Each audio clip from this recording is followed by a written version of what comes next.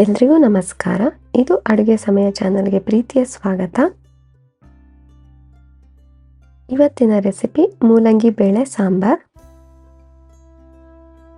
ಬಿಸಿ ಬಿಸಿ ಮುದ್ದೆ ಜೊತೆ ಅನ್ನದ ಜೊತೆ ತುಂಬ ರುಚಿಯಾಗಿರುತ್ತೆ ಮೂಲಂಗಿ ಸಾಂಬಾರ್. ವಾರಕ್ಕೊಮ್ಮೆಯಾದರೂ ಮೂಲಂಗಿ ಸಾರು ಮಾಡಿ ತಿನ್ನೋದ್ರಿಂದ ಗ್ಯಾಸ್ಟ್ರಿಕ್ ಕಡಿಮೆ ಆಗುತ್ತೆ. ಬನ್ನಿ ಇದಕ್ಕೆ ಬೇಕಾಗಿರೋ ಪದಾರ್ಥಗಳನ್ನ ನೋಟ್ ಮಾಡ್ಕೊಳ್ಳೋಣ. ಈರುಳ್ಳಿ ಒಂದು ಮೀಡಿಯಂ ಗಾತ್ರದ್ದು ದಪ್ಪವಾಗಿ ಕಟ್ ಮಾಡಿ ಇಟ್ಕೊಂಡಿದ್ದೀನಿ. ಟೊಮ್ಯಾಟೊ ಒಂದು ಮೀಡಿಯಂ ಗಾತ್ರದ್ದು, ಇದನ್ನು ಕೂಡ ದಪ್ಪದಾಗಿ ಕಟ್ ಮಾಡಿ ಇಟ್ಕೊಂಡಿದ್ದೀನಿ. ಫ್ರೆಶ್ ತೆಂಗಿನಕಾಯಿ ತುರಿ 1/4 ಕಪ್. ಸಾಂಬಾರ್ ಪುಡಿ 2 ಟೇಬಲ್ ಸ್ಪೂನ್. ಇದಿಷ್ಟು ರುಬ್ಬಲು ಬೇಕಾದ ಪದಾರ್ಥಗಳು. ಮೂಲಂಗಿ 1/4 kg ಅಷ್ಟಿದೆ. ಚೆನ್ನಾಗಿ ತೊಳೆದು ಸಿಪ್ಪೆ ತೆಗೆದು ಈ ರೀತಿ ಕಟ್ ಮಾಡಿ ಇಟ್ಕೊಂಡಿದ್ದೀನಿ.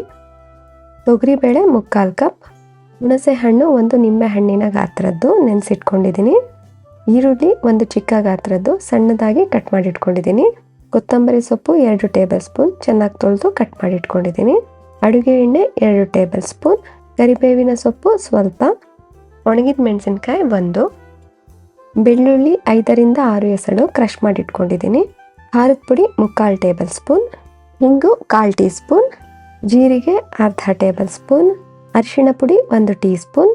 ಸಾಸಿವೆ 1/2 ಟೇಬಲ್ ಸ್ಪೂನ್ ಮತ್ತು ಉಪ್ಪು ರುಚಿಗೆ ತಕ್ಕಷ್ಟು.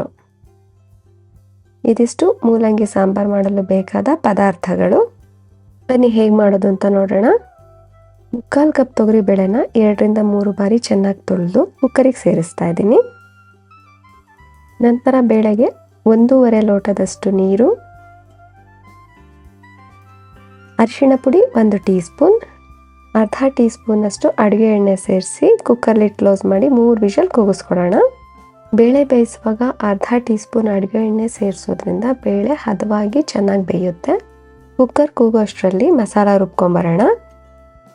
ಒಂದು ಮಿಕ್ಸಿ ಜಾರ್ಗೆ 1 ಮೀಡಿಯಂ ಗಾತ್ರದ ಈರುಳ್ಳಿ ದಪ್ಪನಾಗಿ ಕಟ್ ಮಾಡಿರೋದು, 1 ಟೊಮ್ಯಾಟೊ ದಪ್ಪದಾಗಿ ಕಟ್ ಮಾಡಿರೋದು, ಫ್ರೆಶ್ ತೆಂಗಿನಕಾಯಿ ತುರಿ 1/4 ಕಪ್, ಸಾಂಬಾರ್ ಪುಡಿ 2 ಟೇಬಲ್ ಸ್ಪೂನ್ ಮತ್ತು 1/4 ಲೋಟದಷ್ಟು ನೀರು ಸೇರಿಸಿ ನುಣ್ಣಗೆ ರುಬ್ಕೊಂಬರೋಣ.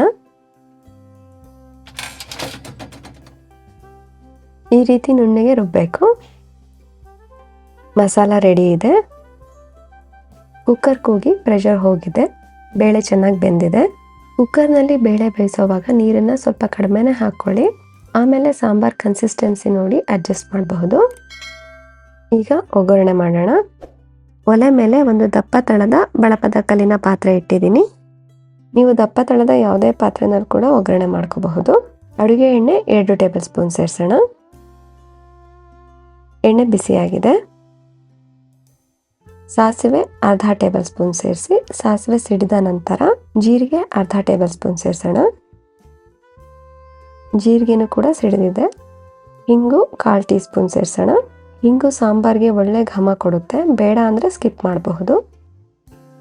ಈಗ ಬೆಳ್ಳುಳ್ಳಿ 5ರಿಂದ 6 ಎಸಳು ಕ್ರಷ್ ಮಾಡಿರೋದು ಸೇರಿಸಿ ಘಮ ಬರೋವರೆಗೂ ಫ್ರೈ ಮಾಡೋಣ.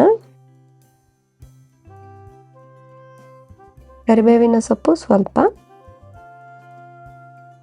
ಬ್ಯಾಡಗಿ ಮೆಣಸಿನ್ಕಾಯಿ 1 ಈ ರೀತಿ ಮುರಿದು ಸೇರಿಸಿ ಫ್ರೈ ಮಾಡೋಣ. ಘಮ ಬರ್ತಾ ಇದೆ. ಈಗ ಸಣ್ಣ ಗಾತ್ರದ 1 ಈರುಳ್ಳಿ ಚಿಕ್ಕ ಚಿಕ್ಕದಾಗಿ ಕಟ್ ಮಾಡಿರೋದು ಸೇರಿಸಿ ಈರುಳ್ಳಿ ಕಲರ್ ಚೇಂಜ್ ಆಗೋವರೆಗೂ ಫ್ರೈ ಮಾಡೋಣ. ಈರುಳ್ಳಿ ಟ್ರಾನ್ಸ್ಪರೆಂಟ್ ಆಗಿದೆ. ಈಗ ಮೂಲಂಗಿ ಸೇರಿಸೋಣ.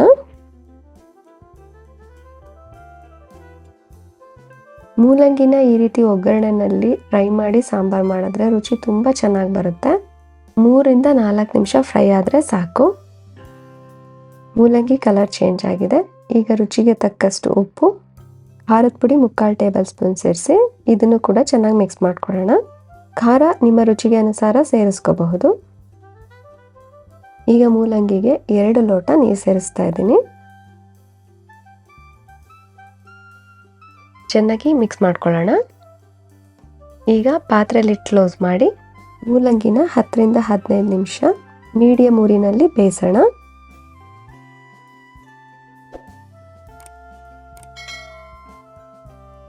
ಮೂಲಂಗಿ 3/4 ಭಾಗ ಬೆಂದಿದೆ.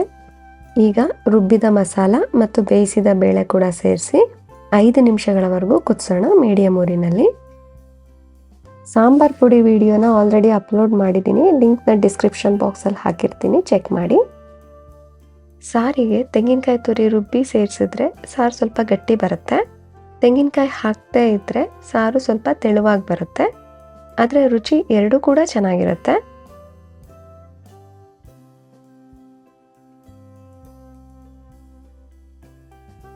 ಸಾಂಬಾರು ಚೆನ್ನಾಗಿ ಕುದೀತಾ ಇದೆ, ಘಮ ಬರ್ತಿದೆ, ಮೂಲಂಗಿ ಕೂಡ ಬೆಂದಿದೆ.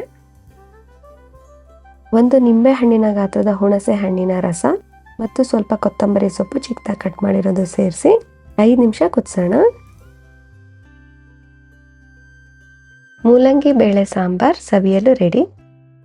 ಬಿಸಿ ಬಿಸಿ ರಾಗಿ ಮುದ್ದೆ ಅನ್ನದ ಜೊತೆ ತುಪ್ಪ ಹಾಕ್ಕೊಂಡು ಮೂಲಂಗಿ ಸಾರು ಜೊತೆ ತಿಂತಾ ಇದ್ರೆ ರುಚಿ ಅದ್ಭುತವಾಗಿರುತ್ತೆ. ಚಪಾತಿ, ರೊಟ್ಟಿ, ದೋಸೆ ಕೂಡ ಚೆನ್ನಾಗಿರುತ್ತೆ. ನೀವು ಒಂದ್ಸಲ ಟ್ರೈ ಮಾಡಿ, ಹೇಗೆ ಬಂತು ಅಂತ ಕಮೆಂಟ್ ಸೆಕ್ಷನ್ನಲ್ಲಿ ತಿಳಿಸೋದನ್ನ ಮರಿಬೇಡಿ. ಈ ವಿಡಿಯೋ ನಿಮ್ಗೆ ಇಷ್ಟ ಆದರೆ ಪ್ಲೀಸ್ ಲೈಕ್ ಮಾಡಿ, ಶೇರ್ ಮಾಡಿ. ಹೊಸದಾಗಿ ನನ್ನ ಚಾನಲ್ನ ನೋಡ್ತಾ ಇದ್ರೆ ಸಬ್ಸ್ಕ್ರೈಬ್ ಮಾಡಿ.